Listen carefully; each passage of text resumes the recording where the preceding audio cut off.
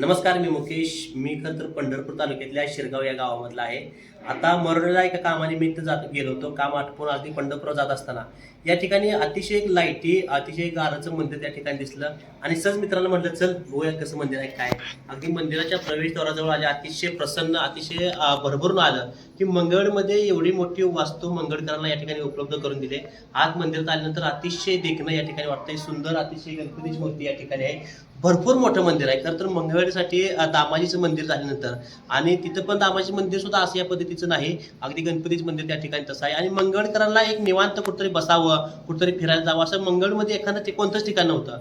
आणि ते इथल्या मंदिरातले मालक कोण आहे त्याचं काय मला माहित नाही. मी सुरुवातीला आलो या ठिकाणी, खरं तर मालकांची सुद्धा आपण भेट घेणार आहोत. अतिशय प्रसन्न वाटलं. मंगळकरांसाठी एक खरं तर भाग्य म्हणावे लागेल किंवा मंगळकरांसाठी एक सुवर्ण दिवस हा ज्यावेळेस मंदिर स्थापन झालं त्यावेळेस हा सुवर्ण दिवस सुद्धा मंगळकरांसाठी होता. कारण खरं तर माणसाच्या पाठीमागे व्याप भरपूर असतं, प्रपंच भरपूर असतो, कामधंदा भरपूर असतात.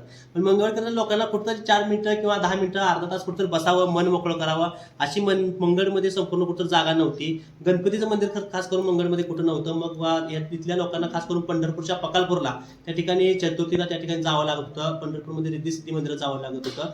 आणि या मंगळकरांना आपल्या हक्काचं, आपल्या जवळ आणि अतिशय या ठिकाणी आल्यानंतर मन प्रसन्न वाटेल असं या ठिकाणी मंदिर आहे. आणि त्यामुळं मंगळकर या ठिकाणी भरपूर येत असतील. आणि त्यासोबत आता मी इथून आमच्या गावात जाऊन आमच्या लोकांना सांगणार आहे की खरं तर एकदा या मंगळच्या मंदिरामध्ये या गणपतीच्या दर्शन घ्या आणि खरं तर मंदिर कसं बनवलंय पूर्ण चारी बाजूने फिरून या. नक्कीच तुमचं मन या ठिकाणी प्रसन्न होईल आणि तुम्हाला नक्कीच या ठिकाणी आनंद नक्कीच वाटेल. धन्यवाद.